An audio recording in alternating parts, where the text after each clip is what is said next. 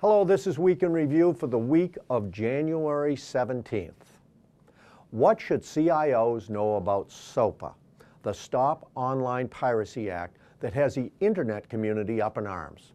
Well, you can relax a little because the House bill, whose intent it is to protect intellectual property and is backed by content providers such as the motion picture industry, seems to be steadily losing support in its current form. Now, the Obama administration has weighed in saying it has doubts about SOPA and will not support any bill that curbs free expression.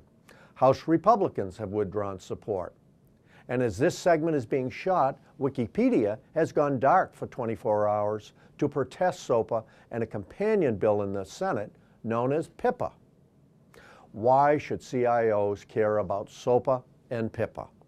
Well, a story in CIO Online in the United Kingdom says that if your e-commerce site was in any way touched by a counterfeiter, the site, under the strictures of SOPA, could be closed down by your internet provider, although that provision has been somewhat watered down.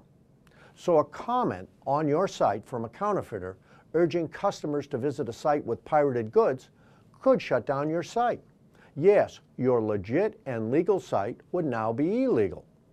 That makes e-commerce sites with heavy user content the most vulnerable to the proposed law. CIOs, especially in B2C companies, should watch these bills closely as they wind their tortuous way through Congress. Hysteria, by definition, is an overreaction, but that's what it often takes to get a workable law. Vivek Kundra, remember him? Kundra, who served as the nation's first federal CIO from March 2009 until August of 2011, is joining Salesforcecom as Executive Vice President of Emerging Markets. Kundra, as federal CIO, launched an aggressive cloud initiative that triggered the shuttering of federal data centers. The plan, as it stands now, calls for more than 1,000 federal data centers to be closed by 2015. Salesforcecom was an early backer of cloud computing, so Kundra should fit right in. The speculation is that he will grow Asia-Pacific business and open more big accounts, like the federal government. Finally, CIOs, take heart. You're not alone when it comes to management skills being called into question. A study says that the vast majority of managers are ineffective.